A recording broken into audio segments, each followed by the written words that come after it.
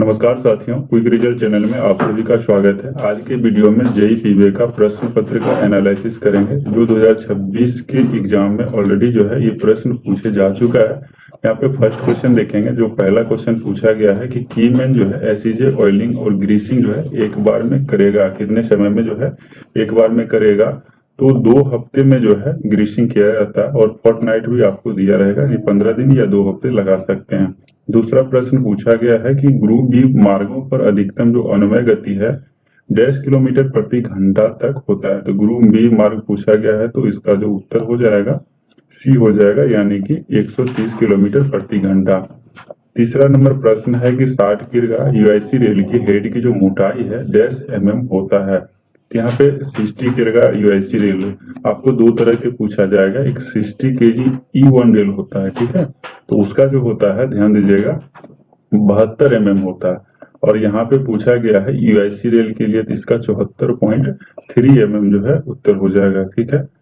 4 number प्रश्न यहाँ पे देखेंगे कि 60 किलोग्राम 90 यूटीएस रेल की सर्विस लाइफ रेल ग्राइंडिंग से कवर नहीं किए गए रूट पर 60 किलोग्राम 72 यूटीएस रेल की तुलना में 10% जो है अधिक होती है, तो 45% अधिक होता है।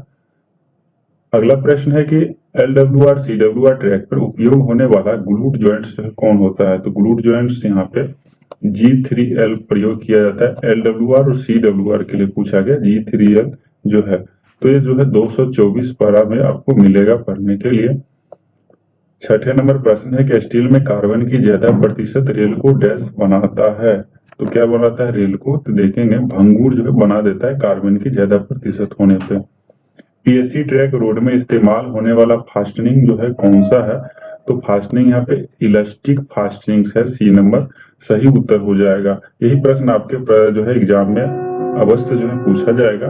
बेटर तैयारी करने के लिए यदि अच्छा आप चाहते हैं तैयारी करें, तो क्विक रिजल्ट जो है एप्लीकेशन प्ले स्टोर से डाउनलोड करके वहां पे सस्ते में आप test series update test series लगा सकते हैं, जो अभी वर्तमान में आपका मैनुअल अपडेट हो चुका है। 2024 में बहुत सारा करेक्शन स्लिप आ चुका है।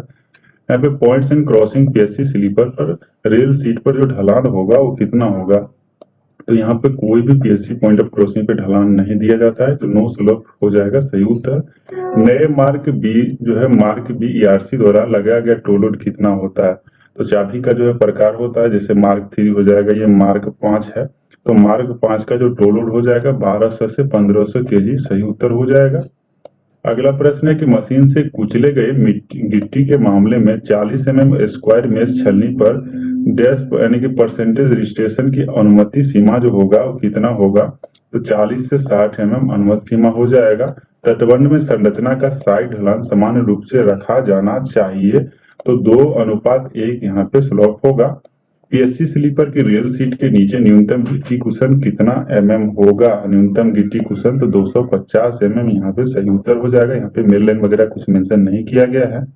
हाइट गेज की अधिकतम ऊंचाई सड़क स्तर से डैश होती है, ऐसी स्थिति में संपर्क तार की ऊंचाई रेल स्तर से डैश होना चाहिए। तो यहाँ पे जो उत्तर हो जाएगा 4.78 हो जाएगा, और OHE की ऊंचाई कितना हो जाएगा 5.50 हो जाएगा, ठीक है। डी नंबर सही उत्तर हो जाएगा। सबसे पास के ट्रैक की सेंटर लाइन से गेट पोस्ट तक की न्यूनतम जो दूरी होगा वो कितना होगा। तो यहाँ पे 3.5 मीटर जो गेट पोस्ट की हो जाएगा न्यूनतम दूरी। पहले कितना था, ये 3 मीटर था, अभी 3.5 मीटर है, ठीक है, करेक्शन स्लिप के अकॉर्डिंग। टायर डिफेक्ट गेज का उपयोग डैश को मापने के लिए किया जाता है। तो व्हील प्रोफाइल को मापने के लिए किया जाता है। 24 घंटे में डैश से अधिक वर्षा को चलती गाड़ियों के लिए खतरनाक जो है माना जाता है। तो 50 mm से अधिक वर्षा होता है तो खतरनाक माना जाता है। 1673 mm गेज के साथ बिछाए गए टर्नआउट के मामले में क्रॉसिंग के आगे विंग रेल का जो मिनिमम क्लियरेंस होगा वो कितना होगा। तो 41 से 45 mm होता है, तो 41 mm सही उत्तर हो जाएगा। पैसेंजर प्लेटफॉर्म पे किसी भी बिल्डिंग की प्लेटफॉर्म लेवल पर ट्रैक की सेंट्रल लाइन से मिनिमम जो हॉरिजॉन्टल दूरी होगा वो कितना होगा। 5180 यहाँ पे मिनिमम हॉरिजॉन्टल दूरी हो जाएगा। ये सब शेड्यूल ऑफ डायमेंशन में आपको पढ़ने के लिए मिलेगा। ट्रैक सेंटर से पैसेंजर प्लेटफॉर्म की कोपिंग फेज तक न्यूनतम जो हॉरिजॉन्टल दूरी होगा वो कितना होगा। तो 1680 यहाँ पे कोपिंग के लिए न्यूनतम जो है यहाँ पे ट्रैक सेंटर से पैसेंजर प्लेटफॉर्म कोपिंग फेज से न्यूनतम हॉरिजॉन्टल दूरी पूछा गया, ठीक है। तो न्यूनतम कोपिंग के लिए 1670 होता है और अधिकतम कितना होता है 1680 होता है। ठीक है, तो मिनिमम यहाँ पे 1670 सही उत्तर हो जाएगा। पॉइंट्स ऑफ क्रॉसिंग के डैश के अंदर ग्रेड में कोई बदलाव जो है नहीं होना चाहिए, तो 30 मीटर तक कोई भी बदलाव नहीं होना चाहिए। अगला प्रश्न है कि नई लाइन के मामले में कोई भी पैसेंजर प्लेटफॉर्म ऐसे कर्व पर नहीं बनाया जाएगा जिसका डैश डिग्री से अधिक जो है स्वार्प होगा, तो 2 डिग्री से अधिक स्वार्प होगा तो नहीं बनाया जाएगा।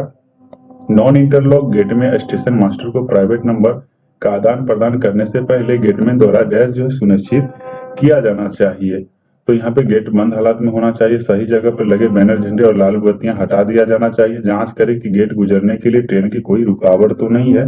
उसके बाद यहाँ पे ऑल ऑफ दिस सही उत्तर हो जाएगा।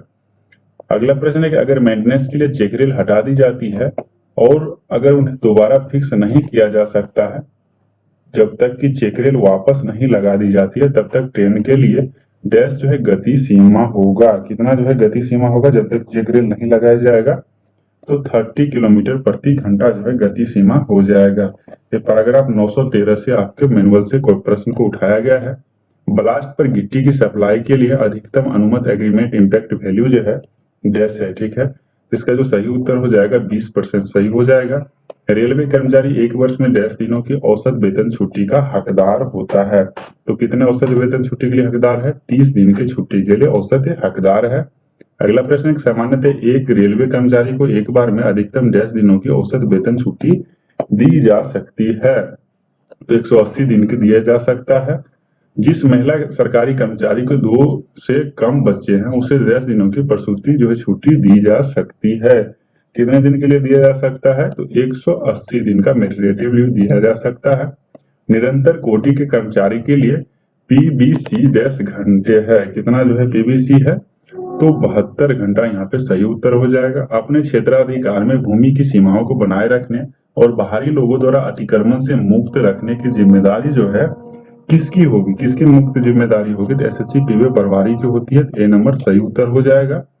2 डिग्री से ज्यादा कर्व के लिए जेईएसएससी पीवे सेक्शनल को एसएससी पीवे इंचार्ज के साथ रोटेशन पर डैश में एक बार जो है निरीक्षण करना चाहिए, तो 6 महीने में एक बार जो है निरीक्षण करना चाहिए। यदि आप ट्रैकमैन से जेई बनना चाहते हैं तो क्विक रिजल्ट एप्लीकेशन को प्ले स्टोर से जरूर इंस्टॉल कर लीजिए। वहां पे काफी सस्ते में प्रीवियस ईयर के साथ मैनुअल के साथ प्रैक्टिस दिया गया, जहां पे आपका अच्छे से तैयारी हो सकता है।